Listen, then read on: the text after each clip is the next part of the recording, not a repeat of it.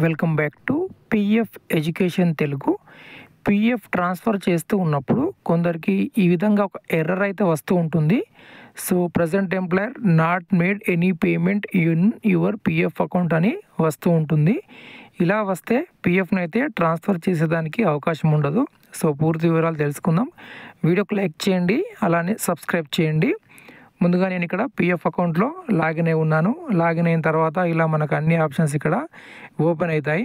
Open అయిన తర్వాత PF మనము తప్పనిసరిగా ట్రాన్స్ఫర్ చేయాలి. ఓల్డ్ కంపెనీ నుండి మీరు న్యూ కంపెనీలో మారినప్పుడు ప్రీవియస్ కంపెనీ యొక్క అమౌంట్ని ప్రజెంట్ కంపెనీలోకి ట్రాన్స్ఫర్ మనము చేస్తూ ఉంటాం. సో ఇప్పుడు చూడండి, వీరికి ఏ విధంగా ఇక్కడ ఎర్రర్ మెసేజ్ కనిపిస్తుంది అనేది.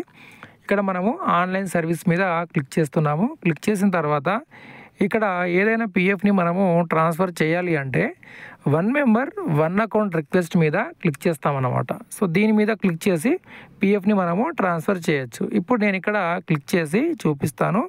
ఇక్కడ వీరికి అసలు పిఎఫ్ ట్రాన్స్ఫర్ చేసేదానికి ఆప్షన్స్ కూడా లేవన్నమాట. Present employer, previous employer options ఇక్కడ మనకు కనిపిస్తాయి, కానీ ఇక్కడ ఎటువంటి ఆప్షన్స్ అనేవి కనిపించడం లేదన్నమాట.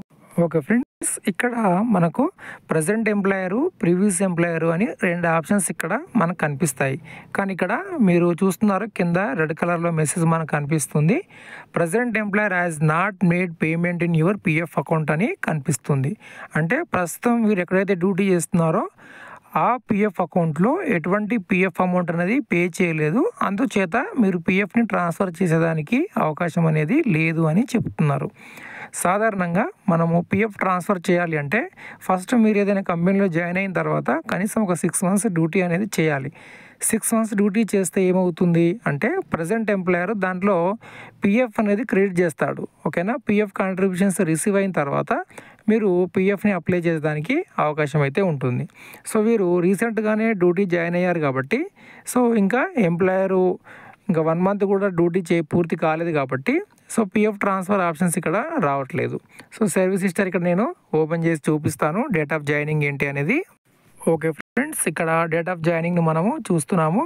సో 2024 ఏప్రిల్ 10th అయితే ఉంది. అంటే ఇంకా మనకు 1 మంత్ అయితే పూర్తయింది. కానీ 1 మంత్ పూర్తయిన వెంటనే పిఎఫ్ అమౌంట్ క్రెడిట్ కాదు, మనకు 2 మంత్స్ అయితే టైం అనేది పడుతుంది. ఒకవేళ ఎంప్లాయర్ పిఎఫ్ అమౌంట్ పే చేసినా కూడా అది వెరిఫై చేసి రిఫ్లెక్ట్ కావడానికి ఇంకొక 10 days 15 days ఎక్స్ట్రాగా టైం అనేది పడుతుంది. కాబట్టి మీరు పిఎఫ్ పాస్బుక్ చెక్ చేసినప్పుడు అక్కడ 0 అనే చూపిస్తుంది అనమాట.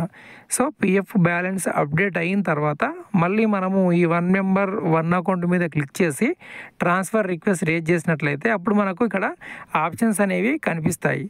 ఎప్పుడైతే ఆప్షన్స్ కనిపిస్తాయో అప్పుడు మనము పిఎఫ్ ట్రాన్స్ఫర్ చేయొచ్చు, లేదా పిఎఫ్ అప్లై కావాలంటే మీరు అడ్వాన్స్ కూడా అప్లై చేయొచ్చు. కానీ ఈ విధంగా నేను ఇప్పుడు చూపించాను కదా ఎర్రర్, ఆ విధంగా మెసేజ్ కనిపిస్తుంది అంటే మీరు పిఎఫ్ ట్రాన్స్ఫర్ చేయకండి.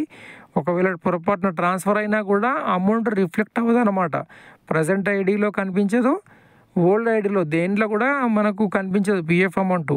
ఆ విధంగా పిఎఫ్ ట్రాన్స్ఫర్ అయ్యి చాలామంది కూడా ఇబ్బందులు అనేది పడుతున్నారు. పిఎఫ్ ఆఫీస్ చుట్టూ తిరుగుతున్నారు. ఆ పిఎఫ్ అమౌంట్ ప్రజెంట్ ఐడిలో రావట్లేదు, లేదా ప్రీవియస్ ఐడిలో రావట్లేదు. సో అందుకోసం కొంచెం జాగ్రత్తగా పిఎఫ్ ట్రాన్స్ఫర్ చేసే ముందు చూసి పిఎఫ్ ట్రాన్స్ఫర్ చేసుకోవడం మంచిది. ఒకసారి సమస్య వచ్చిందంటే మీరు పిఎఫ్ ఆఫీస్ చుట్టూ ఎన్నిసార్లు తిరగాలో అది ఇంకా మీకు తెలీదు, అలా ఉంటుంది అక్కడ రెస్పాన్స్. కాబట్టి సో జాగ్రత్తగా పిఎఫ్ ట్రాన్స్ఫర్ అనేది చేయండి. వీడియోకి లైక్ చేయండి, సబ్స్క్రైబ్ చేయండి. ధన్యవాదాలు.